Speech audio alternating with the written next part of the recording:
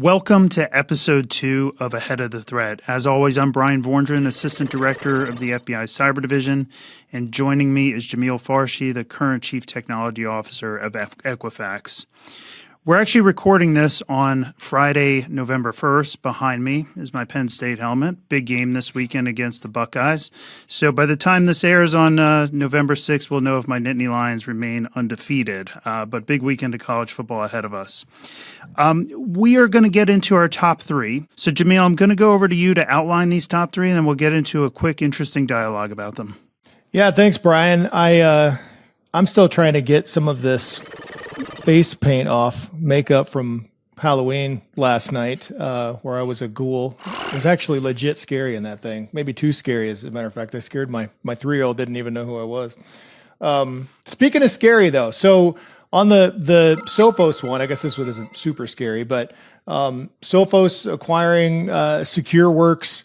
I think this is an interesting one because it ties into the broader consolidation of the cybersecurity industry. And I think we've seen, time and again, these smaller organizations get gobbled up. This one's a little bit of a big to big. So I don't know if it's going to be as meaningful as some of the ones that we've seen before, but it is interesting because I know a lot of players who are leveraging Secureworks today. And so this is going to certainly lead to some level of change. And I don't know, I struggle a little bit because I've seen throughout my career a lot of good companies get acquired in cybersecurity and maybe not fare so well thereafter in terms of the quality and service levels. I'm hopeful that this one doesn't turn out that way. But I think at the same time, one of the concerns I have is just the continued consolidation of the industry and how we might be getting to a point where we have just more and more single points of failure because everyone is just getting gobbled up. What do you think? Yeah, from an FBI perspective, we're really, really interested in the implications on the cyber threat intelligence that Secureworks had organic access to and how that's going to present itself moving forward in the Sophos environment. I agree 100% with your comments, Jamil. This is just a sign of the times about industry consolidation from the bigs gobbling up the smalls. But again, I would agree with you that Dell Secureworks is a pretty big organization and a very, very good organization and powerful organization when it comes to the intelligence they're able to have access to. I think for the audience, one of the key takeaways here is how do you as an organization, whether for-profit or not-for-profit, plan around these consolidations and avoid single points of failure. We've seen this in the recent past with EDR. And a very basic example, if you have 2 EDR solutions, one on 50% of each of your devices, your endpoints, and one of them fails, well, you impact 50%, right? If you have one EDR solution on 100% and it fails, you impact 100%. And so I think that's a really key takeaway for our audience right now as they monitor and internally manage the acquisition of Secureworks by Sophos. Yeah, it's balancing that single point of failure versus the increased complexity that you have with multiple vendors within the same space. Yep. So, okay, so let's go over to American Water. So it sounds like they're recovering from the cyber event there. Obviously, this hit the headlines because of it. It's critical infrastructure. It's just another one of these kinds of attacks that potentially, could affect us all. And I think when I look at it, I always think, man, these seem kind of dink and dunk right now, but I think there's a lot more implication here. And if you talk to people like Mark Montgomery, I mean, this is his calling card where he's been pushing for more controls, more visibility around critical infrastructure. Just curious your thoughts on this one. Yeah, I could talk about this for an hour. I'm not going to do that here today. I mean, American Water is a very, very historic organization and company within the United States. I mean, I think they've been around for close to 150 years. I think they're probably the largest water and wastewater provider in the regulated space inside the United States. They're enormous, right? But this targeting of critical infrastructure, and critical infrastructure is really broadly defined, right? I mean, there's 16 sectors, but I think when you get down into the major sectors of finance, comms, energy, water, right? These are massive, potentially massive impacts on the way of life that we experience day to day here in the United States. And because of that, it's really important. And I think one of the concerns in critical infrastructure, especially as you get into some of these more core infrastructure sectors like water inside the United States, many of them are really riding on historic infrastructure, physical and virtual infrastructure, and it makes them more susceptible, and it makes their security plans that much more complex, and it really brings into the conversation this bleed over from IT into OT space of traditional software and business processes, and how a compromise there could impact the physical world and valve controls or dam controls. And it's just something that we're all immensely focused on. It's something we're going to need to remain immensely focused on. I think it's worth noting that in about a year, the mandatory reporting for critical infrastructure entities will come into play, where there'll be a 72-hour reporting rule to CISA for any material compromises. And CISA has done a really good job scoping those intake requirements for those companies. I just think that we got to get this addressed. I mean, it's only, even though there haven't been any major implications with these things so far, I feel like it's just a matter of time before something bad happens, meaningfully bad happens. And so we got to get it covered. I think that you made another good point early on around the definition of critical infrastructure. In my opinion, it is way too dang broad. It's like basically everything is critical infrastructure at some degree based on how broad it's classified. And just like with anything, if it's too big, then how are you going to ever truly prioritize and focus on what really matters? So, yeah. All right, last one we've got. So change healthcare, Jamil. What do you got? Yeah, yeah. And so we got the announcement this week that Tim McKnight is going to be the new CISO over there. So it sounds like they're turning the page. I think that was obviously, I think the numbers came out this week. It was like 100 million folks that they said were affected by this thing. So Tim will have a lot of work to do, I'm sure, but it seems like they've done a lot of work on the front end of this thing, which I've been encouraged by, particularly around governance. There was a report, and then in our interview coming up here in a second, Kevin will even talk about this as well, the bringing on Mandiant as a board advisor. And so when you reflect on the discussion we had with Aaron last time, and the emphasis on the board of directors and getting that cyber expertise at the director level, I think it was an interesting and very encouraging move that UNH made early on to be able to uplift their governance and visibility of the program. And now with Tim's hiring, just takes them another step forward. So to me, it's encouraging, and I look forward to seeing how things improve and evolve over within that organization. Yeah, with UNH, my commentary would be this: 100% agree with everything you just said. Is UNH is a very good example of the complexities of interconnectedness and trusted connections within organizations, right? And we continue to see that. We can call it supply chain, we can call it whatever we want, but the reality is the complexity of the interconnected world virtually and trusted connections are very difficult to map out. You bring into that conversation about software bill of materials and the complexities there, the hardware that you're trying to keep out of end of life space.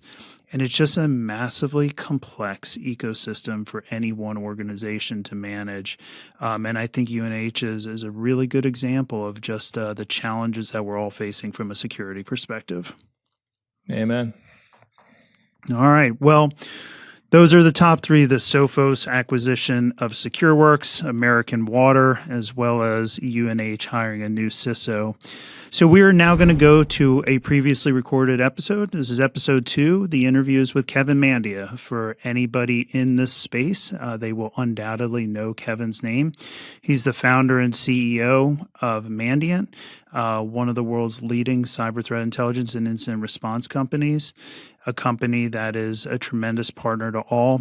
And Kevin has seen so much historically in the present and what he thinks the future may hold, that the episode is sure to shed light and help all of us understand the world that we live in. Today on Ahead of the Threat, top CISO concerns from compliance to AI to alert fatigue and quantum, resilience, also the fourth pillar of the national cybersecurity strategy, and board concerns. Our guest today really needs no introduction. It's Kevin Mandia, an industry pioneer and visionary, and one of the most mission-focused leaders that we know. So let's dive into it and get ahead of the threat. Kevin, welcome today. Give the audience a little bit of background about your journey in cybersecurity and cyber, and then we'll get into the meat of the discussion. Got it. Well, guys, Jamil, it's great to see you. And Bryan, nice shirt. I love it. Jamil, I see the Oklahoma University in the background. I'd love it if they'd take on Lafayette in football. So my background, I was a computer science major, and I don't know how far back you want me to go, Bryan, but this will take about 30 seconds here. Computer science at Lafayette from 1988 to 1992. And at that time frame, we were learning C, C++, object-oriented programming. And I went to Lafayette with an ROTC scholarship, attending Lehigh for the United States Air Force ROTC program. When I got into the Air Force active duty in 1993, I remember, standing in line at the Pentagon with, basically I was going to get my assignment, or as I felt at that time, my sentencing for the next 3 years. What am I going to be doing? And I was lucky enough that one of the options in 1993 was to do computer security at the Pentagon. So it's 1993. I'm doing computer security at the Pentagon. And that was kind of when a lot of the hacks started emerging as we all started adopting new technology to start communicating online, start operating our businesses online, kind of got to live through from 1993 to today, all the ways in which tech advances and the ways in which the criminal element or cyber espionage takes place. So I did 5.5 years in the military. To the best of my recollection, I guess it's May of 93 to, actually I'm wrong, May of 92 to March of 98 in the Air Force. Primarily during that time frame in the Air Force Office of Special Investigations, responding to computer security breaches. And I still remember, Bryan, that first day I cross-trained into OSI from computer security officer.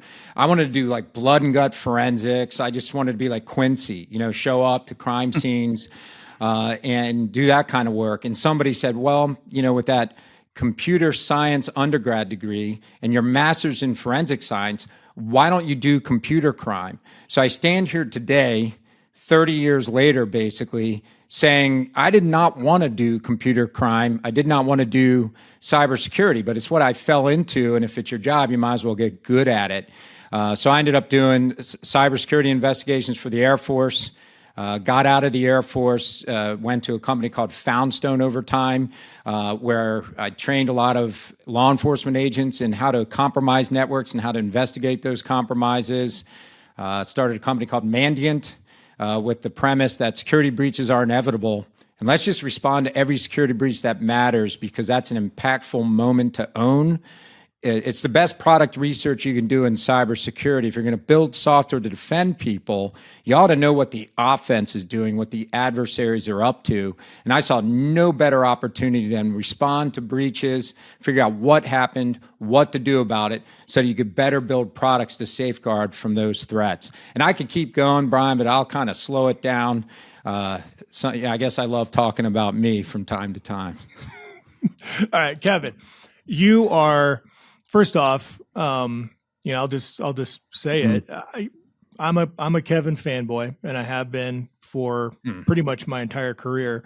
And I think across the industry, there's no question that you're the GOAT. Thanks. You've seen every major incident that I've ever had. That you guys have been there. You've been there personally in many cases. You've seen so much, right? So many incidents. So can you tell me, like, what's one or two of the most memorable ones that you've had to deal with? I always hate talking about that. Like, what are the top 5? I've got them in my head, but I always feel bad when I just go, hey, here they are. I can just talk about some of the shift-changing breaches that we were a part of throughout our career. And there have been shift changes, because I remember responding to breaches from 1993 to 1998. Almost all the breaches were Unix servers being compromised by publicly available exploits you could find somewhere on the web. And it was cyber espionage for the things that we responded to, and everything else was kind of like an attractive nuisance. But I can tell you, in 1998, I felt a shift change in cyber where end users started getting compromised. You had kind of the evolution of spear phishing, and then you had Windows NT systems that were being thrown on the internet to sell stuff and collect credit card numbers. So you had this storm of credit card fraud, tons of intrusions into Windows started primarily, all these are gray area timeframes, but right around 1998, and that continues today, spear phishing today, hack for money and profit. In 2003, there was a shift change, and really it was in 2004. I started Mandiant in February of 2004, and a few months into that, first it's an election year. Every election year, every side gets compromised here in the United States, or at least heavily targeted. And you're reading about Iran right now targeting the candidates here in 2024 in the presidential race. Same thing in 2004. But what's interesting then, Jamil, is that's the beginning of what we call the advanced persistent threat. That was the first year that I saw the Chinese government, somebody I responded to when I was in the military, pivot their resources and start compromising the defense industrial base in the United States, and later on, pretty much any industry that was required to really, if you were doing business in China, you got compromised, and kind of lived that wave from 2004 to even today. Now we have cyber espionage from China everywhere. But that didn't specifically answer your question. So let's get to the breaches that everybody went, okay, this is changing the game. One that pops out is Sony Pictures, 2014 maybe. It just feeling like a modern nation like North Korea hacking the private sector for whatever reasons and shutting it down is a fascinating kind of breach to be involved with or see happen. So that one, obviously, everybody took notice. Colonial Pipeline, Bryan, I've seen you talk about this one. To see critical infrastructure, Colonial Pipeline taken down by ransomware in 2021, I believe it was. Yep. When you see these things, these are shift changes in regards to resilience, in regards to how do we apply risk and repercussions and impose the U.S. will on behavior on the internet. So there's just two. I do stack rank them, but I kind of keep private about those. And we don't want to give bad guys, a lot of credit on some of the breaches they've done. Yeah, you talk about Colonial. I still remember driving in Arlington, Virginia with blacked out gas stations, right, that couldn't serve gas. And certainly we're coming off the heels of the CrowdStrike situation. And these are very practical impacts on a physical world. Kevin, talk to us a little bit about, you've seen it all. You see the future as well, if not better than almost everyone. CISO concerns, right? And I would love to hear from you. Sure. Has your perspective changed post-SolarWinds in terms of CISO concerns? You've obviously been very forward-leaning in terms of how you communicated that compromise and who was behind it. But just your thoughts in general on CISOs would be tremendous. Well, I can tell you, when you think about CISO concerns, you actually have to go above the CISO, right, Bryan? Like, what's the board thinking about? What are the CEOs thinking about? And at that level, they're reading headlines, and there's a little bit of an undercurrent of uncertainty, fear, doubt at every board as to how good are we at security? How good do we need to be? What's the probability something bad can happen at the organizations that I serve on the board of? And then CEOs are thinking, wow, I don't want to be a headline. I don't want to live through a crisis like this because of the uncertainty that it provides. These fears, uncertainties, and doubts trickle down to a CISO. And I have felt we're at and Jamil, you are and have been a CISO. Like, to me, it feels like it's a moment in time where the role is changing. It can go in a lot of different directions. It used to be that the CISO was, that was the position in the late 90s, early 2000s of, hey, if you're in the financial services, that CISO is the compliance and risk person and policy person. Write a bunch of policies, see if we can get process in place, and let's be compliant with those processes. It grew into IT security, perimeter security, and endpoint security, and you see it evolve and evolve. But right now we're on the precipice of AI, supply chain security, data security. Where's our data? What third-party vendors have it? How are we securing it? Personnel security, the fact that we're hiring remotely. Who are we hiring? What are we getting? Insider threat, fraud, all these tangential but security-related things are starting to hit the CISO. And I thought about it. I've had 4 CISOs work for me throughout my career. And I don't remember them ever coming to me asking for more. But Bryan, I remember going to them all the time saying, hey, you're now in charge of supply chain security. And then I just walk out because I knew I wanted someone with a security mindset to be in charge of our risk, not somebody that was running infrastructure and didn't understand the threats and didn't grow up in an environment of, hey, let's never underestimate the aggressor against our networks. So I think we're at a moment in time where the role of the CISO can expand. I mean, I've seen CISOs now being in charge of attesting to the security of the products their companies make. And that's a lot of stuff you can put on one individual or one executive to be in charge of. So when I look at the concerns of the CISO, it's different by industry. It's different by the maturity of the company that they work at and its resources. But I do see a moment in time that is now where that role of the CISO can be real executive role with a whole bunch of things they're in charge of, or it could just stay in the corner of we do IT security and we impact everything indirectly through our CIO or infrastructure folks. And a lot of times when I'm talking to CISOs, it's about how do you advocate directly to have a role and remit you are comfortable with doing. But I dumped a lot of concerns on my CISO and would say, hey, whatever you need, we'll back you for this. But I love the idea that CISOs usually study the threats. They know what they're up against. They have an appreciation for it. So if you have a company that has a conservative risk profile, it does make sense to really know that CISO and really get a feel for what are they comfortable leading. So now you boil that answer down, Bryan, and I answer directly. What are CISOs worried about? Same thing as their boards, same thing as their executives, and that was AI, and what does that mean to the workforce? Supply chain security, software security if you're a vendor that makes stuff. You had mentioned the CrowdStrike update. Obviously, everybody's going to look at secure by design. You look at SolarWinds and what happened with an implant at SolarWinds. There will be secure by design.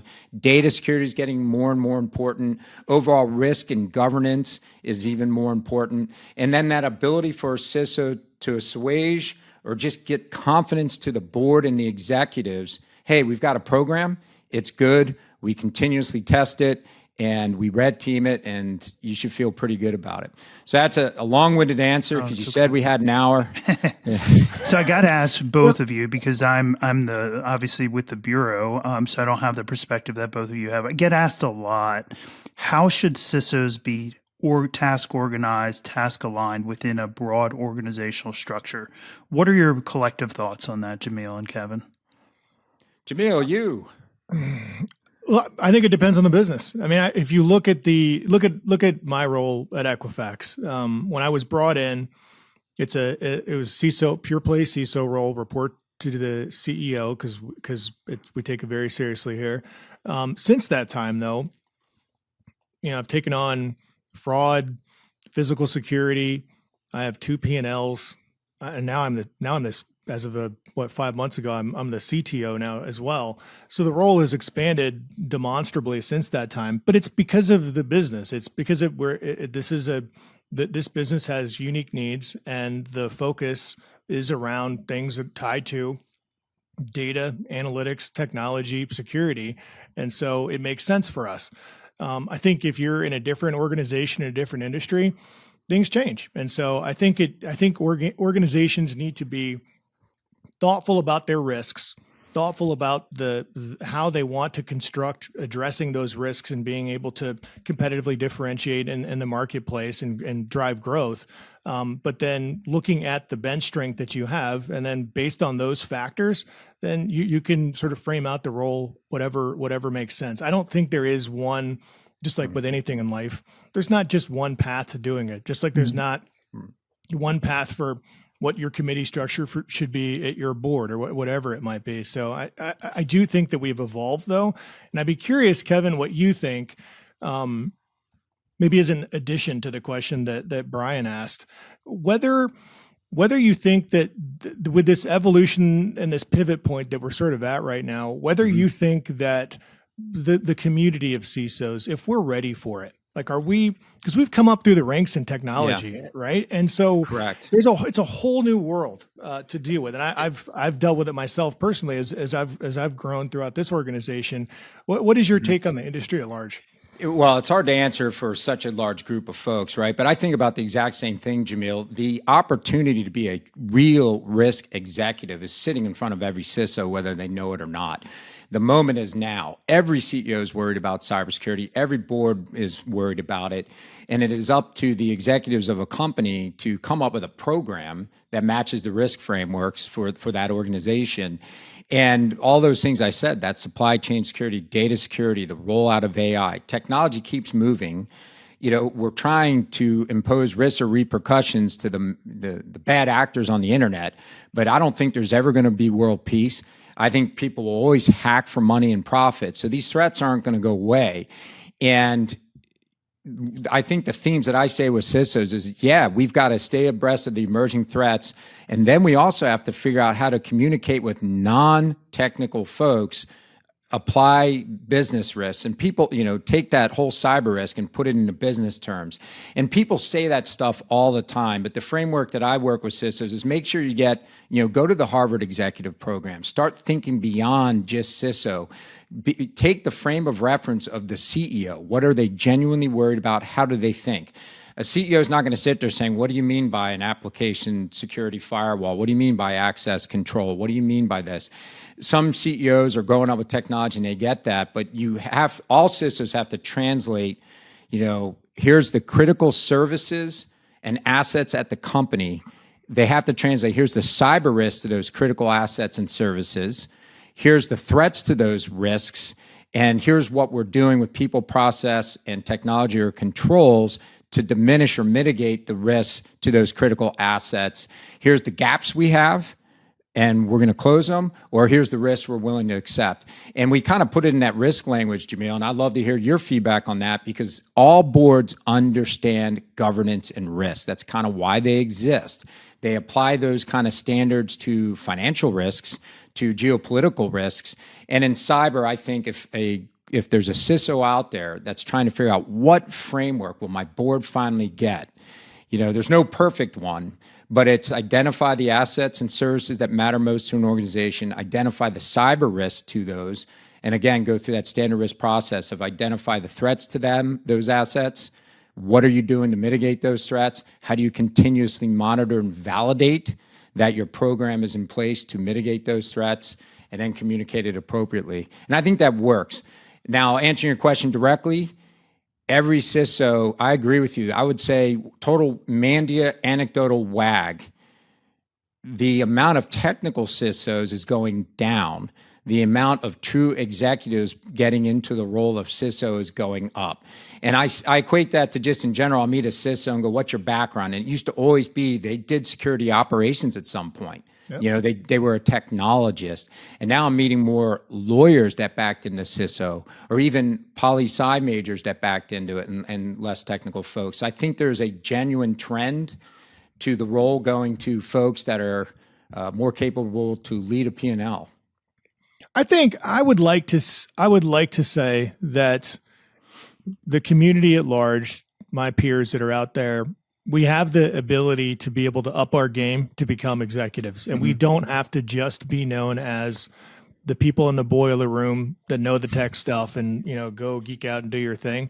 I'm hopeful, although to your point, I think we have a lot of growing to do, quite frankly, on the whole. Obviously, there's plenty of fantastic executive CISOs that are out there.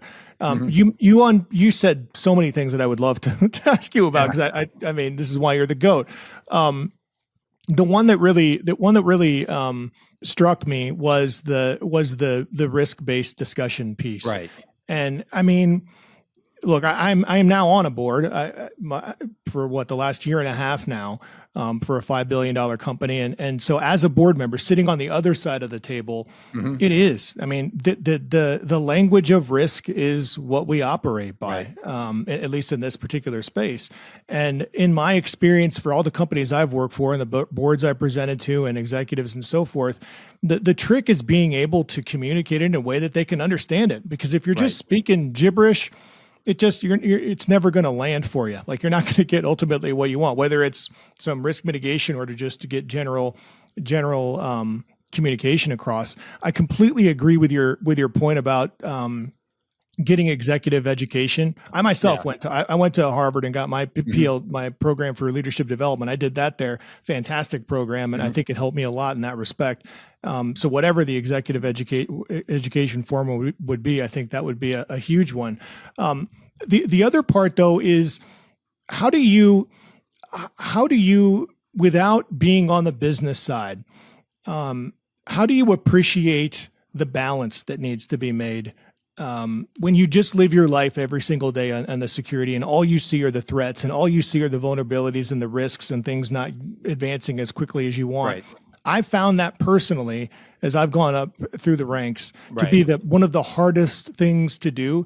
And quite frankly, it wasn't until 2 or 3 years ago when I actually took on a couple of P&Ls that I got a much greater appreciation for it, thinking, oh man, like I've got to meet these growth numbers, and we got to do this and that. And so, but doing this is going to impact it. And so finding that balance has become a lot easier for me now. But my gosh, Kevin, it was super hard at the beginning. And I had the advantage of actually owning a P&L. What's your advice for folks that don't have that opportunity to be able to find that balance? Yeah, I call that my 90-day CISO plan. What would you do if you get hired as a CISO somewhere and you're not quite sure of the culture you're in and how to interact with the business leaders?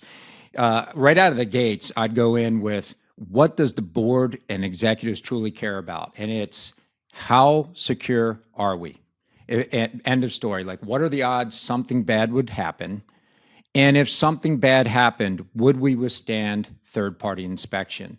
And then the key is for the CISO to figure out the answer to that question in a way that's not confusing, and that it's not like a zealot answer of, we have to get 50 more people in here, 24/7 ops, 3 operations centers.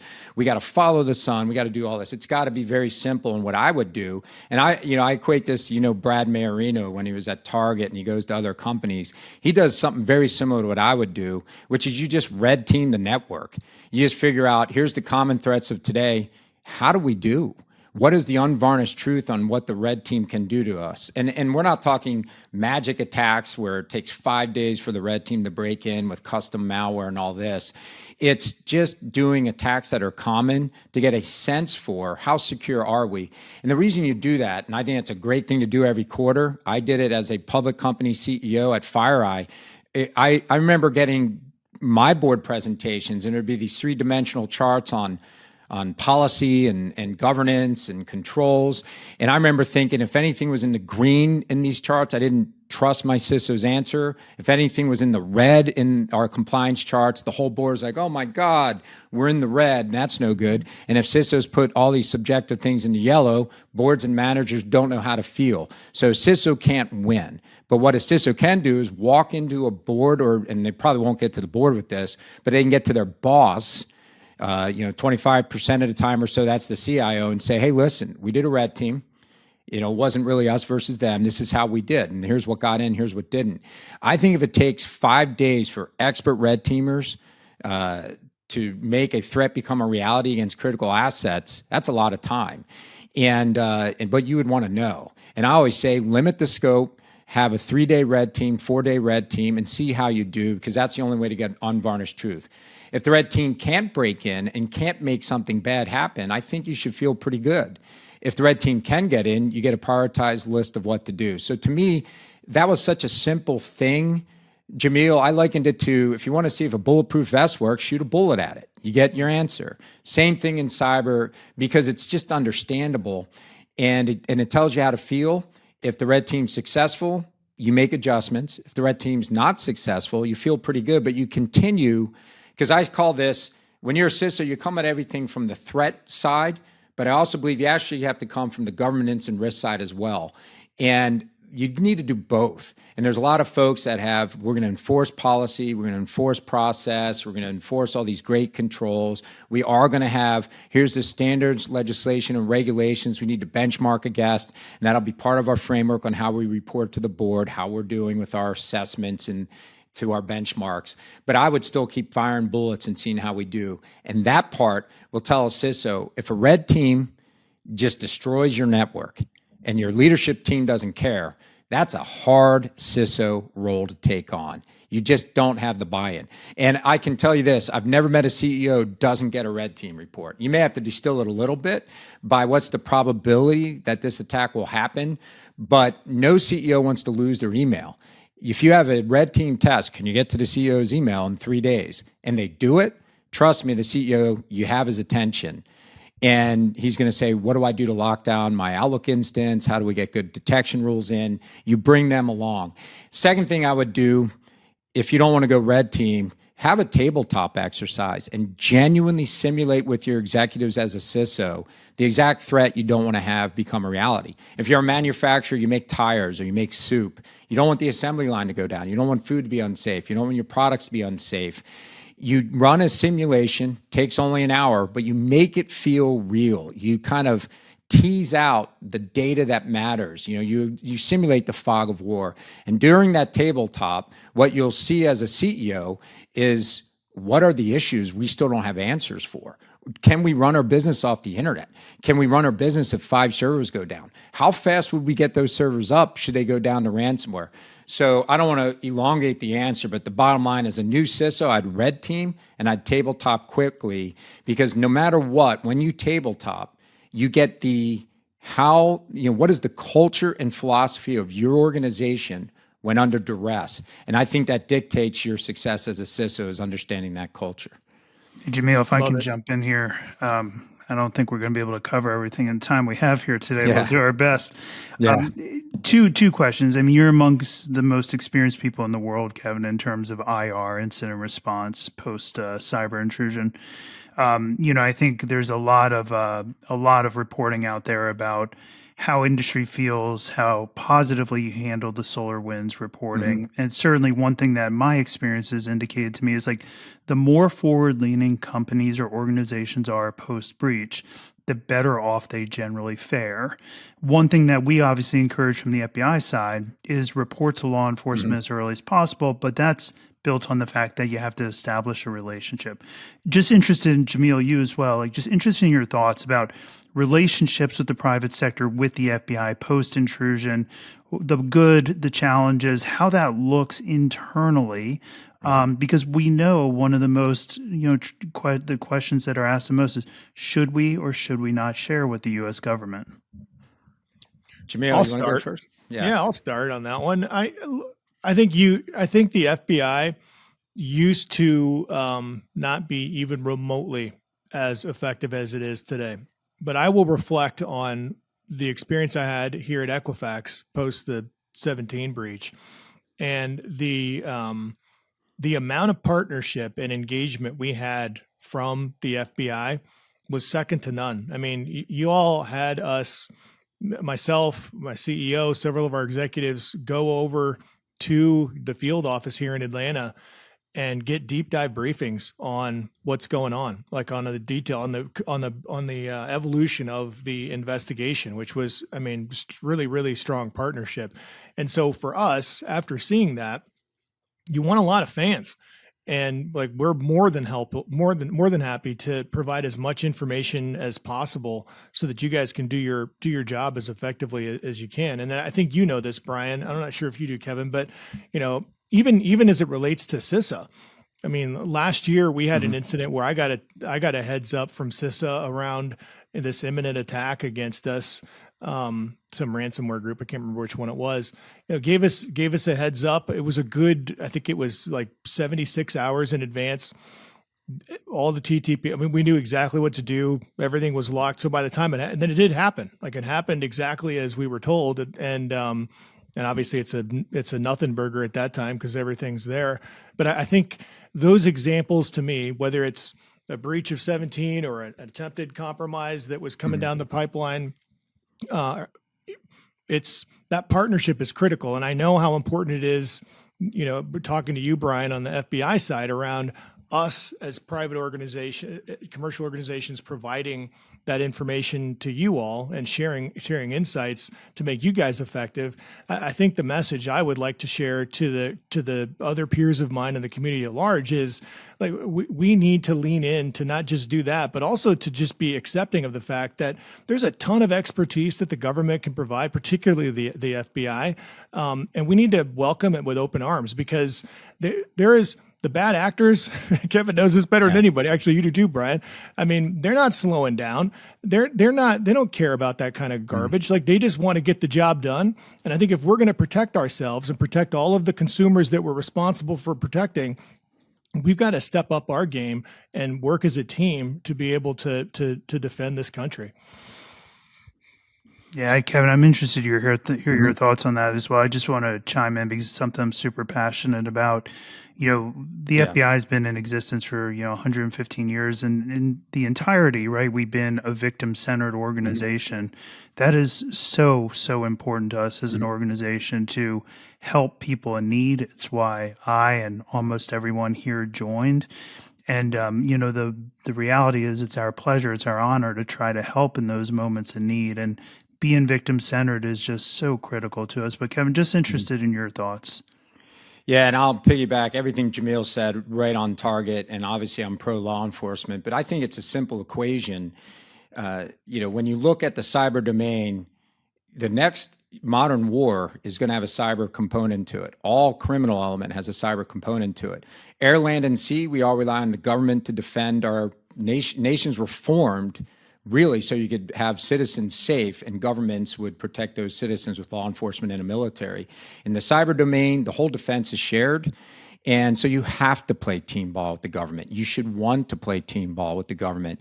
Every single knowledge base we can glean from the private sector defends other private sector organizations and government agencies. So to me, team ball is a must. And I think where we're evolving to with this, and it's way better today than it's ever been. There was times where we'd responded to breaches in the 90s and early 2000s where you'd make a criminal referral at the FBI and they would show up and you'd learn some things. But now it's way more common in every breach that the FBI is there. Mandiant personnel, now Google Cloud personnel are there. Maybe there's CrowdStrike people there. Maybe there's law firms there. There's a lot of different folks working together to figure out what happened and what to do about it. So first and foremost, defense of the cyber domain requires team ball. Government partners are critical to that. And second, the best deterrence to all these cyber incidents isn't just playing defense and goalie all the time. My God, wouldn't it be great to physically grab the criminal elements, especially in the Western democracies, where we ought to have, at least attribution intel and great work with law enforcement in many different nations to go grab folks. Nothing works better as a deterrent than that. And the FBI is the altruistic partner we have to make that become a reality. I see no need. We all know Russia will probably always be a safe harbor to hack the United States, North Korea, China. I think almost every company recognizes espionage is real, probably going to always happen. However, the criminal activities, I think every government would say, for the most part, these are horrible things to have happen to places like Caesars or MGM or to Colonial Pipeline. And I think government, private sector, there's great alignment to let's go get some of these guys. And the FBI is the only means I know of to do that. So we all need to pitch in to defend, and then we need to share information so that we can mobilize the government entities that do impose risk and repercussions. One more thing on that one. There's this notion, and I think it used to be stronger back in the day than it is today, but it's still out there that, I'm reticent to share information with the FBI because who knows where it's going to go and who they're going to give it to or whatever. Right. I can speak from experience here at Equifax where during our incident, there were times when we actually wanted you guys to talk about some of the stuff because it would have probably helped us out because there was a lot of meaningful insights that helped contextualize what occurred here. And you guys wouldn't even do it.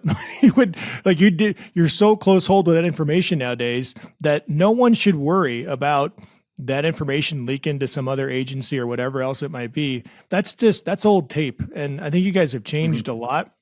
And so for anyone worried about it, like put that aside and share information because it's only going to help you out in the long run. Yeah, and Jamil, what you're talking about there, like we boil that down on our side to being extremely loyal to victims' rights, right? It's no more complicated than that. And that's why we're so loyal to that theme. But all right, Jamil, I'm going to go over to you. I'm sure you have about 30 questions in your head. I do.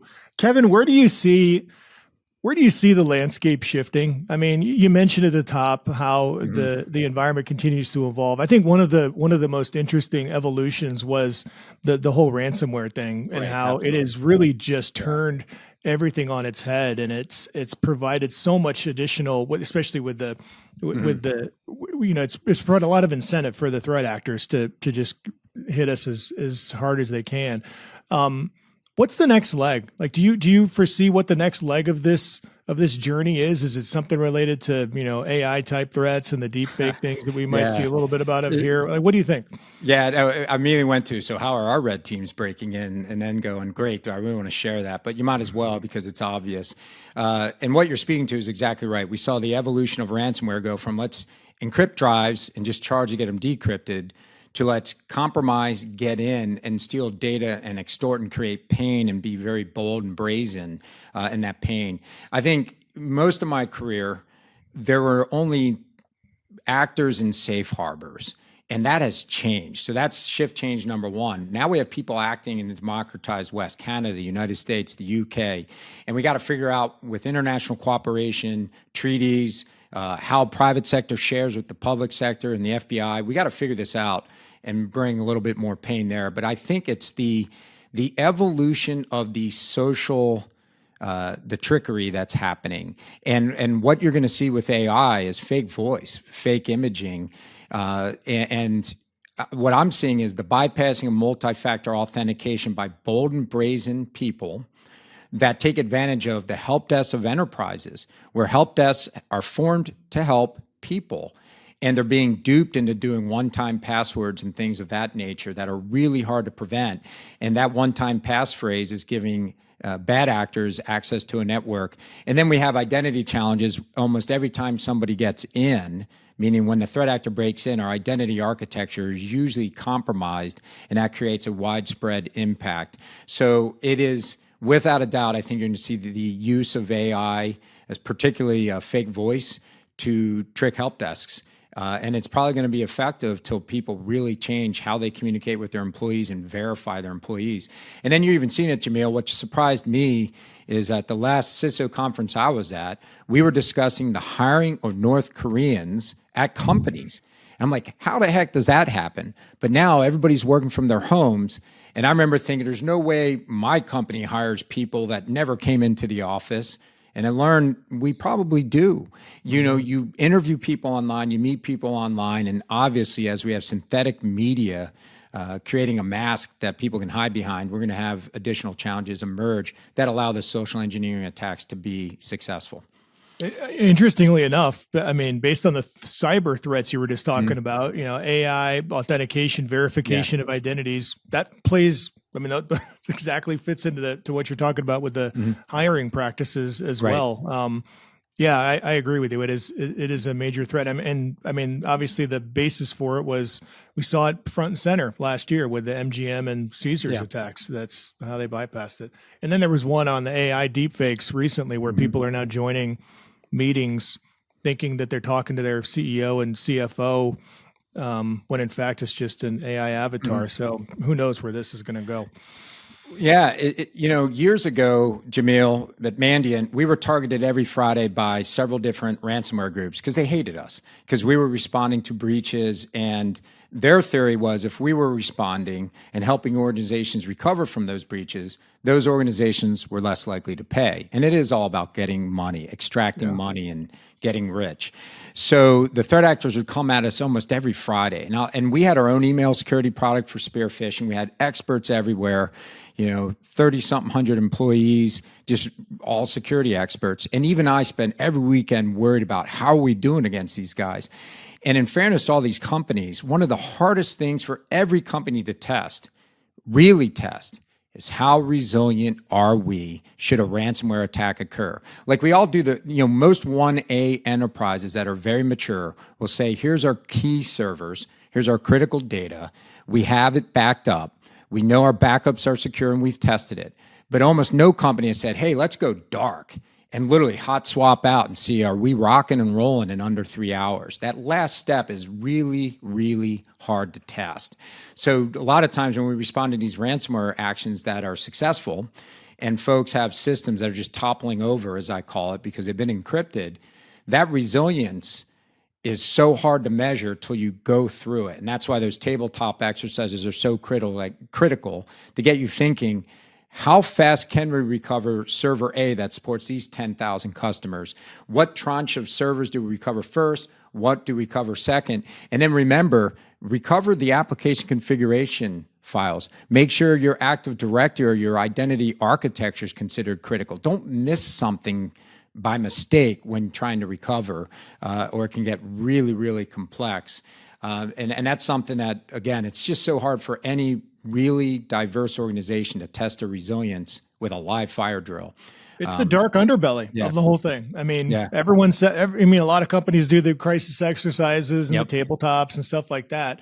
But the unspoken truth is oftentimes we've never actually really tested it. So we don't know what the dependencies are, whether we can get this system back up within its RTO or whatever it might be. I think if you go to every CISO that's lived through a ransomware action, there was always an impact they didn't see coming. Our phones don't work. Our gate doesn't go up.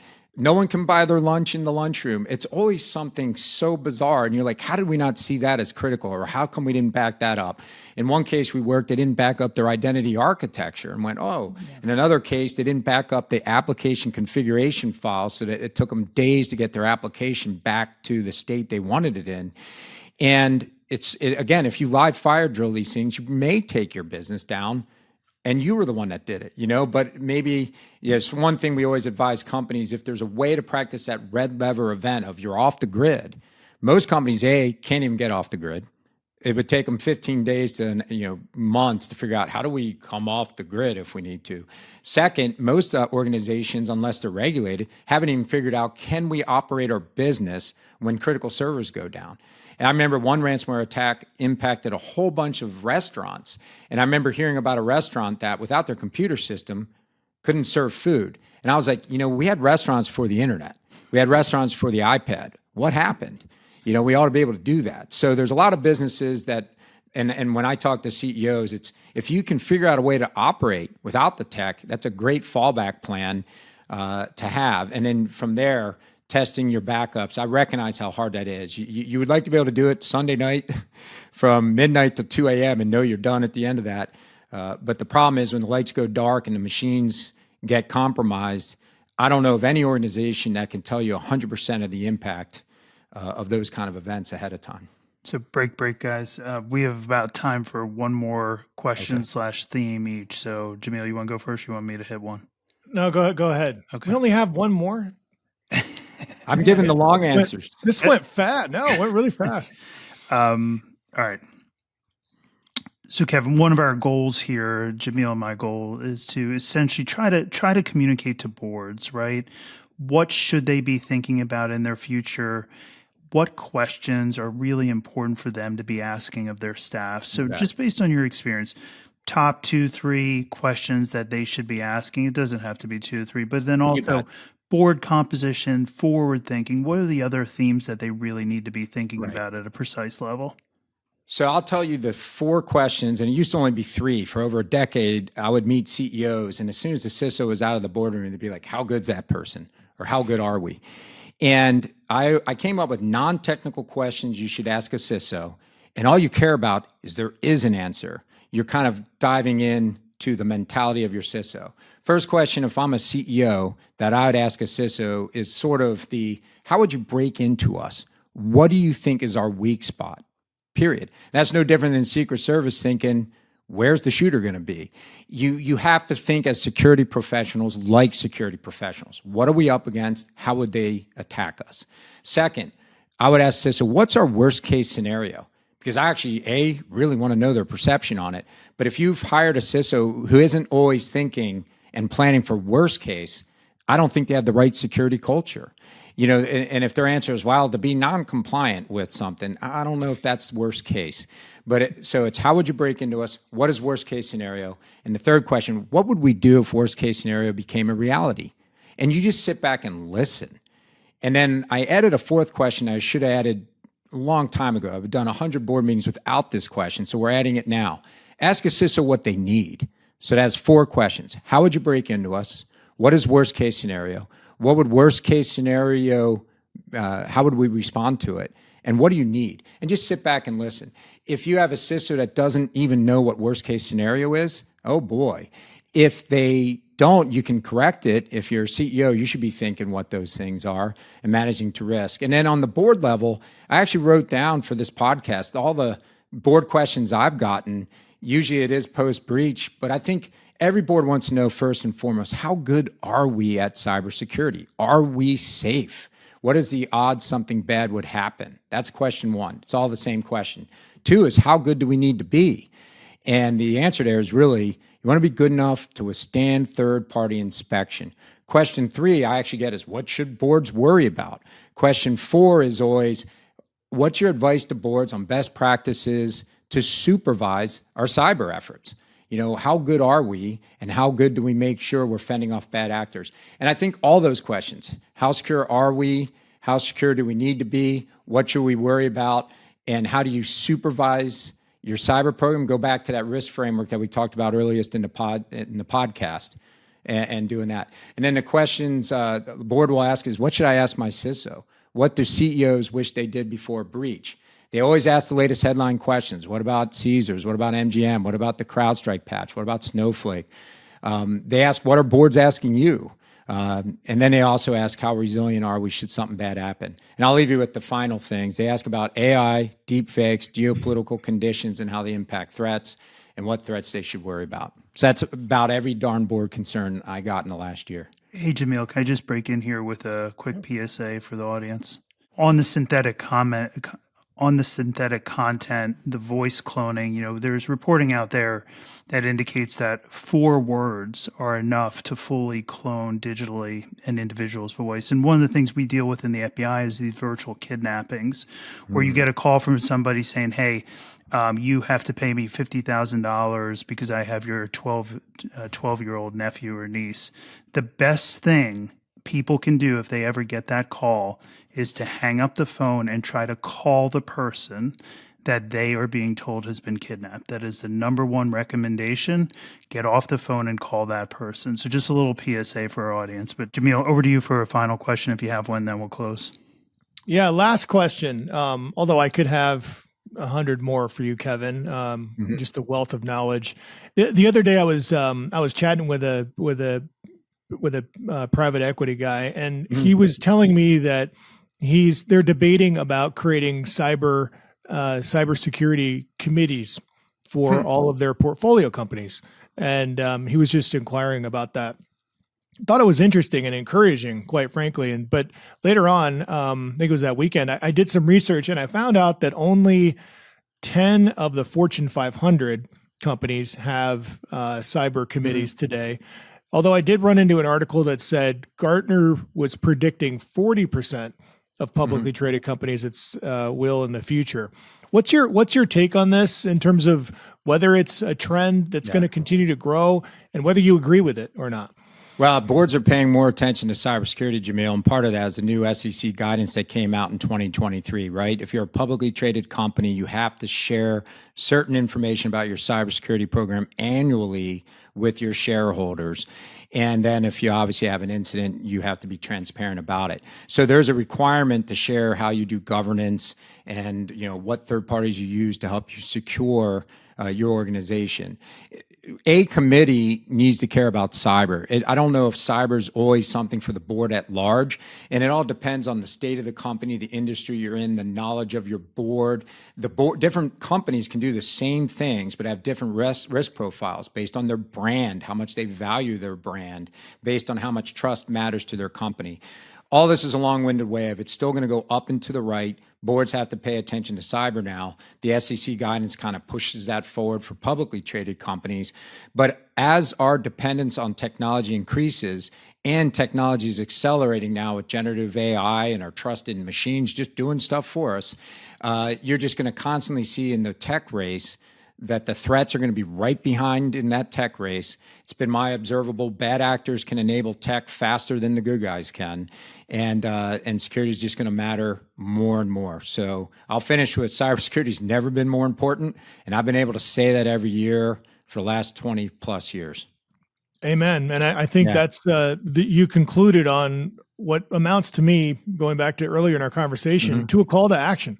It also means that we as CISOs need to step it up. We need to step up our game as well. If we're going to we'll be able to address the evolving threat and the evolving spotlight, regulatory requirements, the demands on this job. I think we all need to step it up. So thank you very much, Kevin. Thank you, Jamil. It's fantastic seeing you again. I'm really happy for everything that's happened on your side. And thank you for helping educate us and the audience here today. Well, what a fascinating conversation with Kevin Mandia. I really enjoyed the entirety of what Kevin had to say, as it really just encapsulates, the history of the cybersecurity industry, the present day and the future.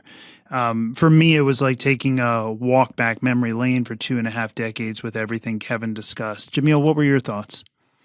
Man, I have a ton. That guy, every time I talk to Kevin, I feel like I learned something, and this was certainly no exception. I think I have three key takeaways. One, his number one fear as an emerging threat is AI, and in particular, he highlighted voice cloning as a major threat. The whole scattered spider step up kind of attack, and so I think we all need to take that into account, especially given how many threats that guy sees. That you got to really listen to that. Number two, board discussions. I think he said it himself that he's probably the one guy who's been in front of more boards than anyone else as it relates to discussing cybersecurity. And so I think all of that insight that he provided is useful, not just for directors and executives and things like that, but also for us as CISOs. I think we should take that into account and make sure that we're applying that guidance and insight to the degree that we can, because it'll make us more successful in our engagements with directors.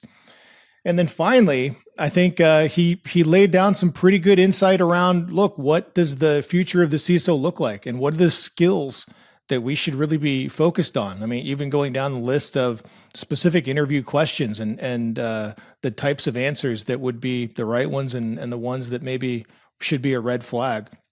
Another thing that I think all of us should take into account, and if we want to continue to grow and mature in this evolving space, and take advantage of the increased visibility that we have in these roles, I think no one better to get advice from than Kevin Mandia. So fantastic interview, tons of great things. I always love talking to the GOAT, and it was fantastic. Great. Well, that officially concludes episode 2 of Ahead of the Thread. And Jamil, you and I are well on our way to our commitment here, and we'll get better with each episode. For any of our listeners or viewers, you have an idea you want us to a topic that you want us to talk about, please drop us a line and we'll try to incorporate. But for today, hope we've helped everybody get ahead of the threat, and we'll look forward to reconnecting for episode 3 in 2 weeks.